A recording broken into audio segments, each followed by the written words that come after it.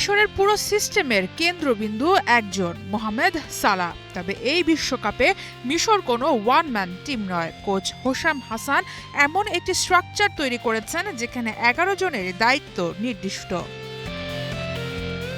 মিশর সাধারণত 4-3-3 ফরমেশনে খেলে। গোলবারে থাকেন মোস্তফা শোবেইর, ডিফেন্সে মোহাম্মদ হানি, ইয়াসের ইব্রাহিম, রামি রাবিয়া এবং করিম হাফেজ।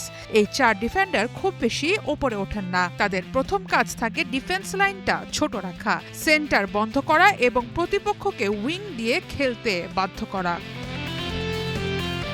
মিডফিল্ডে হামদি ফাথি ও মারওয়ান আতিয়া দুইজন বল উইনার। প্রতিপক্ষের আক্রমণ ভেঙে বল কেড়ে নিয়ে সাথে সাথে সামনে পাস দেয়াই তাদের প্রধান কাজ।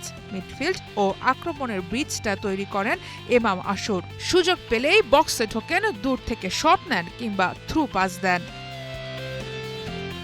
আক্রমণের ডান দিকে থাকেন মোহামেদ সালাহ, কিন্তু সালাহ সবসময় লাইনে দাঁড়িয়ে থাকেন না। তিনি ভেতরে চলে আসেন, হাফ স্পেসে বল নেন এবং সেখান থেকে কাট ইন করে শট বা থ্রু বল দেন। এই সময়ে ডান দিক দিয়ে ওভারল্যাপ করেন ফুলব্যাক মোহাম্মদ হানি। লেফট উইংয়ে ওমর মারমুশ। তার স্পিড, ড্রিবলিং এবং ওয়ান-অন-ওয়ান দক্ষতা মিশরের বড় অস্ত্র। প্রতিপক্ষের ডিফেন্স একটু উপরে উঠলেই মারমুশ সেই ফাঁকা জায়গায় দৌড় দেন।